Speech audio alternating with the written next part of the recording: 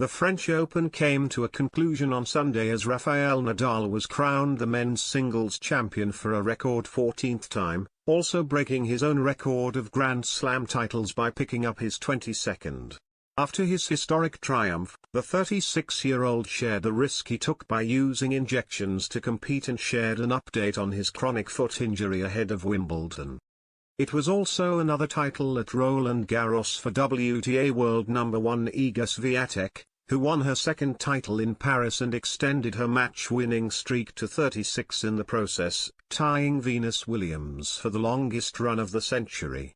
She defeated first-time Grand Slam finalist Coco Gauff to win the title, with the American making not one but two championship matches at the French Open this year. While it was a successful second week for the WTA world number 1, the same couldn't be said for the ATP world number 1 Novak Djokovic, who crashed out in the quarter-final to Nadal. And he will now drop to number 3 in the world after failing to defend his title from last year, with Daniil Medvedev and Alexander Zverev overtaking him in the rankings. Despite reaching a career high of world number 2, Zverev suffered an unfortunate end to his French Open run when he went down with a horror injury in the semi-final while facing Nadal and had to be taken off the court in a wheelchair. The 25-year-old has now revealed he tore several ligaments after difficult scenes showed him screaming and crying in pain on court. Express Sport takes a look at the biggest stories from the second week of the French Open. Nadal admits taking risk to win record-extending 14th French Open and 22nd Grand Slam. Nadal made history on Sunday by defeating Casper Ruud 6-3, 6-3, 6-0 to win his 14th Roland Garros crown, and 22nd major overall.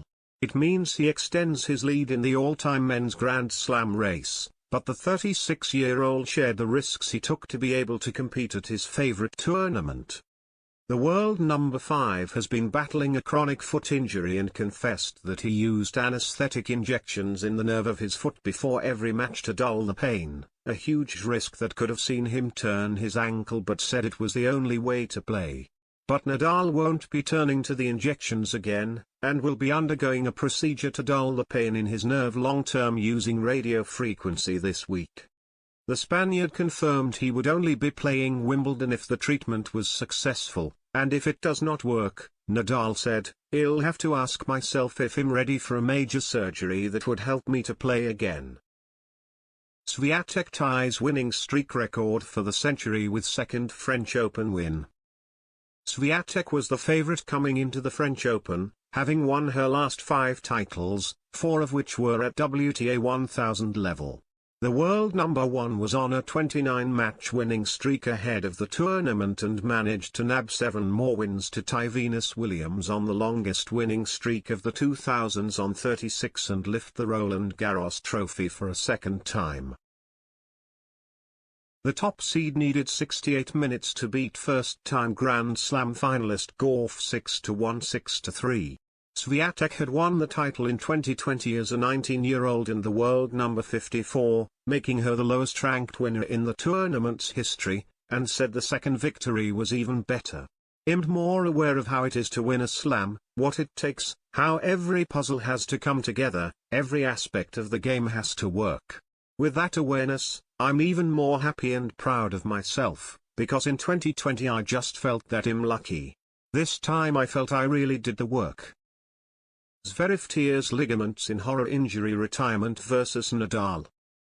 Zverev played Nadal in the first of the 2 men's semi-finals on Friday in what was a tight contest, with the first set alone taking 92 minutes. But the neck-and-neck match came to a devastating end for the German when he fell on his ankle as Nadal served for a second set tiebreak, and he could be heard screaming and crying in pain.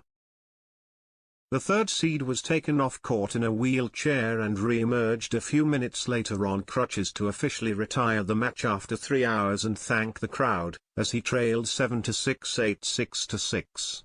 On Saturday, he shared an update saying, "Based on the first medical checks, it looks like I have torn several lateral ligaments in my right foot." Zverev had been in the run to reach world number 1 by winning his first major in Paris, but his dream came to an end following the horrific scenes on court. Philippe Chatrier. He will still rise to a career-high ranking of world number 2 but is now in doubt to recover in time for Wimbledon in 3 weeks, where he would be the top seed with soon-to-be world number 1 Daniil Medvedev banned from the tournament. Nadal gets revenge over Djokovic to rob him of world number 1 ranking.